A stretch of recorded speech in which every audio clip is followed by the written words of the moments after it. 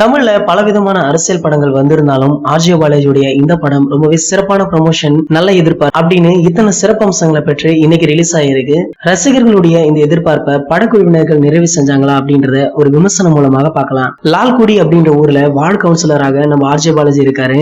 ஆயுள் முழுகவே கவுன்சிலராக இருக்க விரும்பாததால இவர் அடுத்த கட்டத்தை அடைய விரும்புறாராம். குறிப்பா தன்னுடைய தொகுதியில வரும் இடைத்தேர்தலில் போட்டியிட்டு சிஎம் ஆக வேண்டும் அப்படின்றதுதான் இவருடைய மிகப்பெரிய ஆசையா.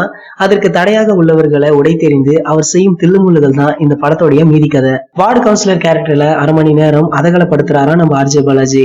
உள்ளூர் கான்ட்ராக்டர் மிரட்டுவது, புகழ்பெற்ற பள்ளி பிரின்சிபலை மிரட்டி சீட் வாங்குவது அப்படின்னு வலம் வராராம். கார்பரேட் நிறுவனத்துடைய அதிகாரி பிரியானந்துடன் சேர்ந்து பிறகு ஜெட் வேகம் எடுக்கிறாரா நம்ம ஆர்ஜே பாலாஜி. ஆர்ஜே பாலாஜியும் பிரியானந்தும் சேர்ந்து எடுக்கும் அடுத்தடுத்த நடவடிக்கைகள் ரொம்பவே சுவாரஸ்யமாக இருக்கு. இந்த ரெண்டு கேரக்டர்களும் தான் இந்த படத்துடைய தூண்கள் அப்படின்னு சொல்லலாம்.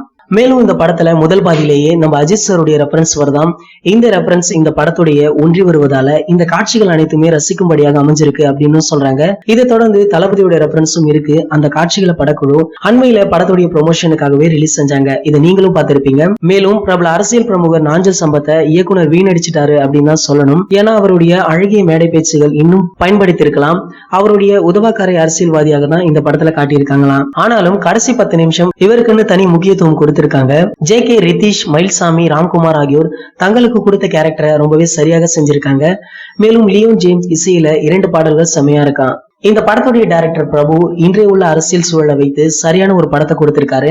அதற்கு ஆர்ஜே பாலாஜியுடைய கதை, திரைக்கதை, வசனம் ரொம்பவே ஹெல்ப் பண்ணிருக்கான். ஒரு அரசியல்வாதி வாழ்வதும் வீழ்வதும் கார்பரேட் நிறுவனத்தால் தான் அப்படின்றதையும், ஒரு கார்பரேட் நிறுவனம் நினைத்தா எவ்வளவு பெரிய ஆளையும் வீழ்த்தி விடும், சாதாரண வார்டு கவுன்சிலரை கூட முதல்வர் ஆக்கிடலாம் அப்படின்ற உண்மை தமிழ் ரசிகர்களுக்கு கொஞ்சம் புதுசுதான். மேலும் சமூக வலைதளங்கள்ல ஏற்படும் கிறுக்குத்தனமான ட்ரெண்டிங், மீடியாக்களுடைய பொறுப்பின்மை, காசு கொடுத்தால் எதிரிக்கு வேலை செய்யும் கார்பரேட் நிறுவனங்கள் அப்படின்னு கதை ரொம்பவே காமெடியாக போதான்.